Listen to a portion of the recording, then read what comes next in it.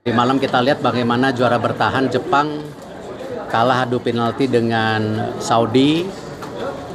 Uzbekistan kekuatan baru ya. Ini kita lihat bagaimana tim junior, senior, mereka konsisten dengan sistem permainannya mereka dan sekarang mulai banyak menumbangkan beberapa kekuatan Asia. Nah itulah yang saya bilang modeling ini yang nanti ke depan Indonesia mesti cari.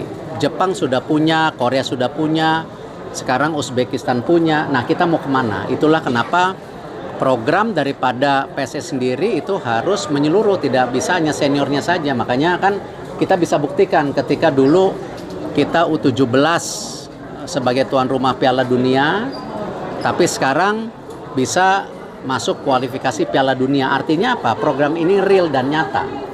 Tapi juga masih ditantang. Kejuaraan dunia U17 sekarang setiap tahun. Berarti kan setiap tahun mesti punya tim yang sebagus tim hari ini. Nah, belum lagi kejuaraan dunia U20 setiap 2 tahun. Nah, belum selesai yang ini, yang U20 baru sudah harus dibina lagi. Belum lagi tentu kejuaraan-kejuaraan seperti Olimpiade yang dimana batasan umurnya itu U23 ke bawah ya. Dan kita bisa lihat juga sekarang Olimpiade mengurangi jumlah peserta pertandingan yang tadinya 16 jadi 12. Nah, hal-hal seperti ini tentu dinamika yang harus kita antisipasi, yang kita harus persiapkan. Nah, kembali ke 8 besar, saya rasa kita sudah mencapai target untuk Piala Dunia. Tetapi sekarang tentu kita tidak berpuas diri, kita harus meningkatkan peringkat. Karena terakhir kita ranking 4 Asia untuk U17 itu tahun 1990. Ini yang mungkin saya tidak ingin memberikan beban. Saya mengucapkan terima kasih kepada pelatih dan pemain. Dan tetapi ya kembali saya rasa mereka akan mempersiapkan diri dengan baik. Saya sampaikan ini prestasi mereka juga secara pribadi.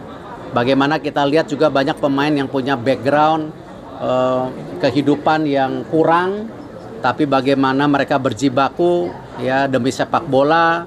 Orang tuanya menggadaikan titik-titik, ya mereka bersusah payah dan akhirnya bisa menjadi pemain nasional yang seperti kita lihat hari ini.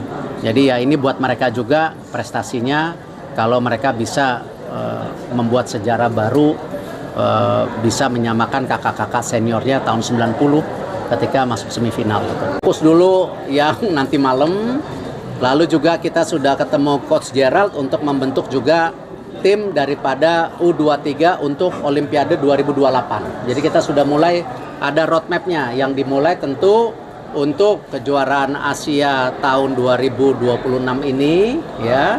Lalu nanti 2027 untuk 2028 ya. Jadi kita bikin blueprint jangka panjang juga buat yang U23 untuk yang Olimpiade di bawah Coach Gerald. Yang untuk SEA Games kita masih review. Kita lihat juga prestasi Coach Nova juga harus dipertimbangkan juga loh. Ya kalau tiba-tiba Coach Nova bikin ledakan, ya kan? Pak Erik, pertahankan Coach Nova sampai pensiun dan PSSI jangan mengganti pelatih tengah jalan. Dari Pak Erik ada jaminan nggak Pak? Saya rasa hak prerogatif pergantian pelatih itu ada di PSSI. Ya, dan kita punya perhitungan yang kita kalkulatif. Jadi tidak mungkin pergantian pelatih ini karena saya sendiri yang memutuskan atau sebagian exco, kita review total. Ingat kalau teman-teman media sampaikan, saya akan mereview evaluasi setelah pertandingan Saudi. Ya, bahkan saya bicara kecewa berat hasil dengan China waktu pertandingan ada di China. Jadi ini bukan evaluasi mendadak. Ya, dan jangan kita selalu terjebak pola pikir yang setback membandingkan satu dan lainnya. Kita harus move on ke masa depan. Ya, bahwa sama Coach Nova juga hasil dari pembinaan jangka panjang, bukan 1-2 tahun. Dia sendiri punya inspirasi oleh bapaknya yang pelatih gitu. Nah, saya tidak mau ya sepak bola nasional ini dikotomi oleh satu individu termasuk saya.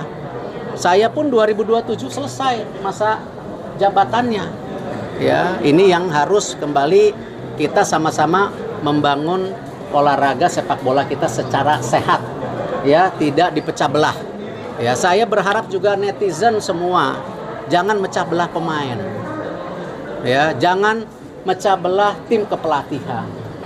Jangan juga menghukum juga pemain-pemain muda kita dengan tentu ya ketika kalah langsung disorakin. Kasihan ini anak-anak masih U17, kasihan. Makanya saya bilang sama Coach Nova, matikan sosial medianya. Ya, tidak semua kuat dengan sosial media. Insya Allah saya kuat. Ya. Ya, makasih.